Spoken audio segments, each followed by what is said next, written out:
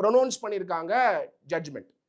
அதனால தமிழக வெற்றி கழகத்துடைய உறுப்பினர்கள், எஸ்பெஷலா தமிழக வெற்றி கழகத்துடைய தொண்டர்கள் எல்லாரும் புரிஞ்சுக்க வேண்டியது என்னன்னா, ஒரு இஷ்யூ நடக்கும் பொழுது சைலண்டாவும் அப்சர்வ் பண்ண வேண்டியது மிக மிக அவசியம். அததான் விஜய் அவர்கள் உங்களுக்கு சொல்லியிருக்காரு இந்த இஷ்யூல.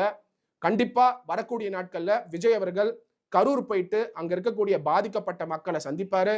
அதுக்காக எஸ்ஓபி ஃபார்ம் பண்றதுக்கும் அவர் ஒரு லெட்டர் கொடுத்திருந்தார்.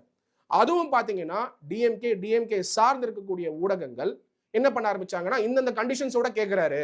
கண்டிஷன்ஸ் கேட்கலனா கண்டிஷன்ஸ் கேட்கலன்றீங்க. நான் ஒரு சமயம் அங்க பிரச்சனை நடந்தா விஜய்ன்றீங்க. கண்டிஷன்ஸை கேட்டா அந்த கண்டிஷன்ஸ்ல இருக்கக்கூடியதை கண்டிஷன்ஸ் பாருங்க உங்க கிட்டையே நெருங்க விட மாட்டேங்கிறாங்க அப்படின்றீங்க.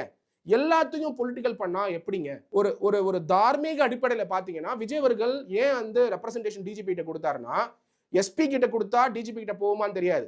அதனால எஸ்பி கிட்ட நான் கரூர் போகணும்னு ஆசைப்படுறேன், அக்டோபர் 14ஆம் தேதி போகணும்னு ஆசைப்படுறேன், அந்த பெட்டிஷன் மேல நீங்க பர்மிஷன் கொடுங்க, இதெல்லாம் கண்டிஷன், சோ சேஃப்டியா இருக்கிறதுக்கு இதெல்லாம் கண்டிஷன் அப்படின்னு சொல்லி ஒரு ரெப்ரசன்டேஷன் கொடுக்குறாரு.